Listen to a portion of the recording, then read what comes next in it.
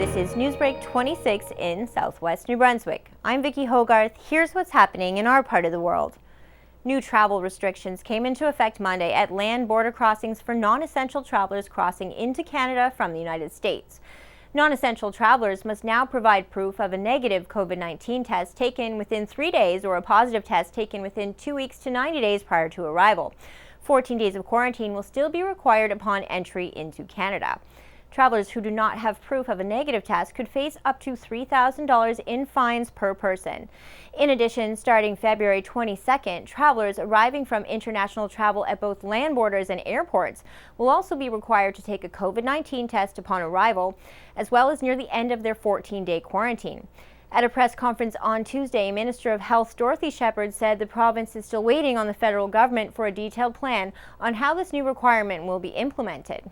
This is still in early developments, and we're really dependent on the federal government for this information, and that has not yet been totally rationalized. These new travel restrictions come at a time when concern for new and more contagious variants of COVID-19 are on the rise. The arrival of new variants of COVID-19 reinforces the urgency of reducing travel and interactions with others, even within our own province. I ask that everyone limits their travel during March break to within their own health zone. This will limit opportunities for the virus to spread and prevent a repeat of the outbreaks that we have experienced over the past month. Our friends in Newfoundland and Labrador are now experiencing the kind of outbreak that we hope to prevent.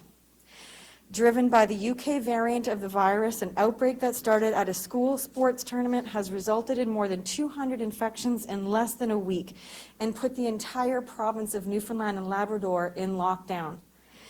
At a press conference on Thursday, infectious disease specialist Dr. Gordon Dow of Horizon Health confirmed that while the UK variant is 30 to 70% more contagious than the original strain, it isn't necessarily more life-threatening to an individual.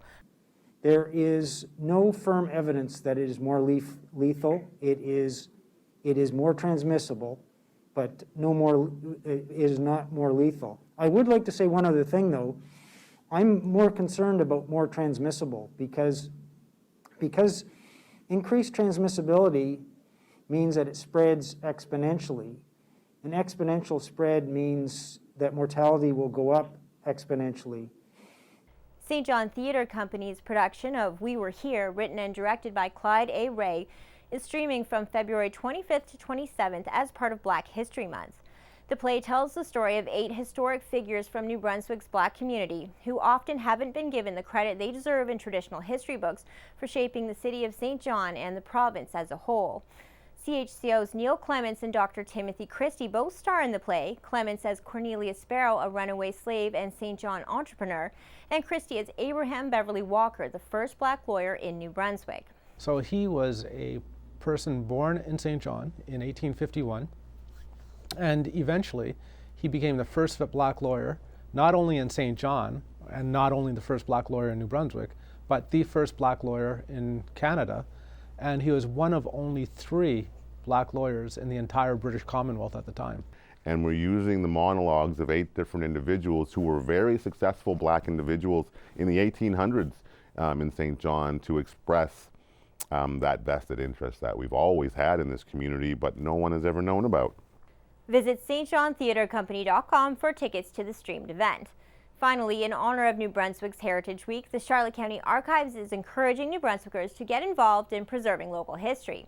Our goal is not to collect old documents and lock them away so that nobody ever sees them again. We want people to come in and see them and engage with them and be able to learn from them. The Archives is actively looking for volunteers to scan and transcribe local historic documents so that they will be accessible for generations to come.